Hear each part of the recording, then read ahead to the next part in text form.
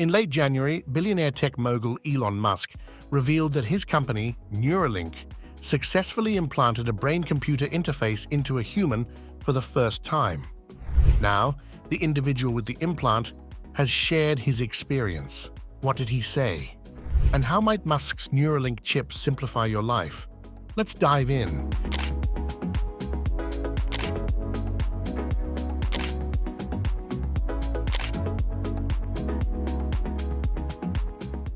How would you feel about letting Elon Musk into your mind? That's what happened to the volunteer for the first ever Neuralink brain chip, 30-year-old Noland Arbaugh, paralyzed from the neck down after a diving accident 8 years ago, is the first person to get the Neuralink implant. It was like using the Force, he said. When I first moved the cursor with my mind, it blew me away for a whole day. Being able to do something useful again completely changed my life. This technology aims to help people with paralysis control devices with their minds. The chip reads your brain activity so you can operate a computer or smartphone just by thinking about it. In less than 2 hours, 64 tiny threads, each thinner than a human hair and containing over 1,000 electrodes, are connected to a person's brain, turning thoughts into actions. Noland can now use an iPad, play chess, and even excel at Mario Kart. He's the first participant in a 6-year trial to test the Neuralink device's safety. Musk highlighted the benefits of his invention, saying, "Imagine if Stephen Hawking could communicate faster than a speed typist or auctioneer. That's our goal." For now, Noland is just thrilled with his new abilities.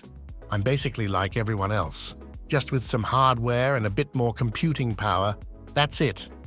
In May 2023, the US Food and Drug Administration gave the green light for Neuralink to start human clinical trials. By September, the company began recruiting people with quadriplegia for its first study. While this technology had already been tested on pigs and monkeys, Noland is the first human to undergo the procedure. Neuralink is part of a growing field of companies and university labs working to perfect and eventually market this technology. For instance, researchers at the École Polytechnique Fédérale in Lausanne, Switzerland, have helped Gert-Jan Oskam, who is paralyzed, to walk again just by thinking about the movement.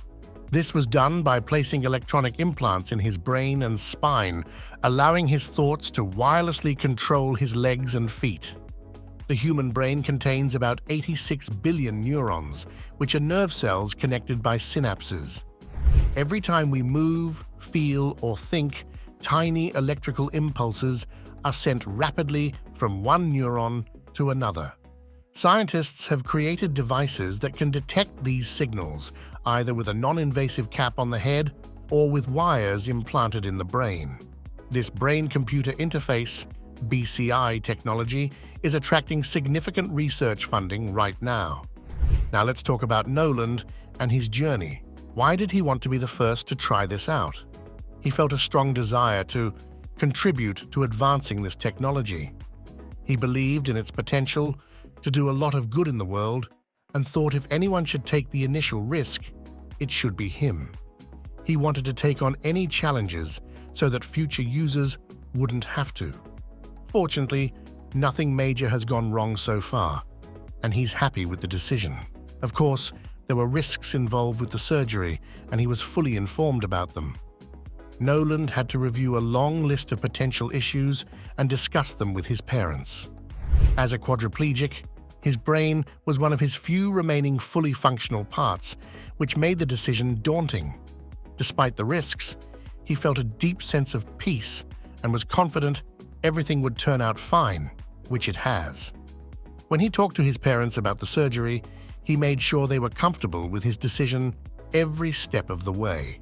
He valued their support and promised to back out if they had any concerns. Noland has a great relationship with his parents, and he even played a little joke on his mom after the surgery. So, how has this technology practically changed his life? One big difference is that sending a text message is now super quick. It used to take you 5, 10, even 15 minutes with other assistive devices, but now it takes just seconds. These small improvements really add up. You might wonder what you actually need to do to send a text now.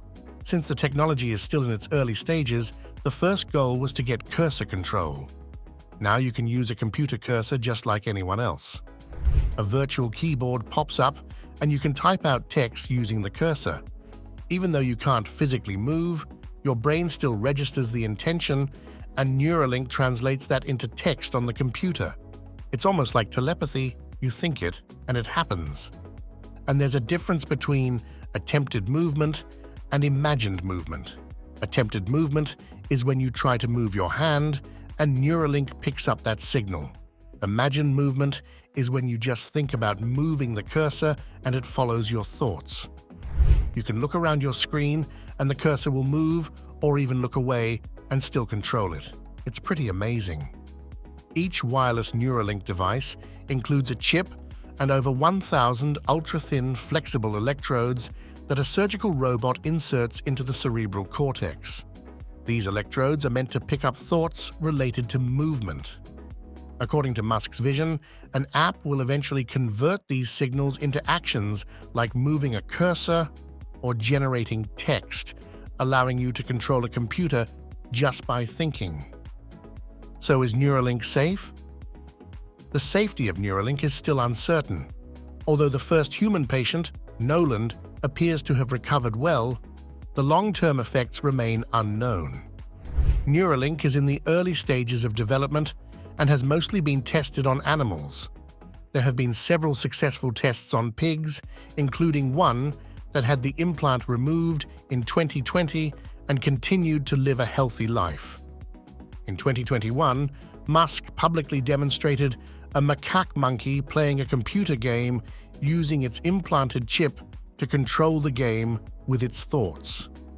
However, in February 2022, Neuralink confirmed that some monkeys had died during testing.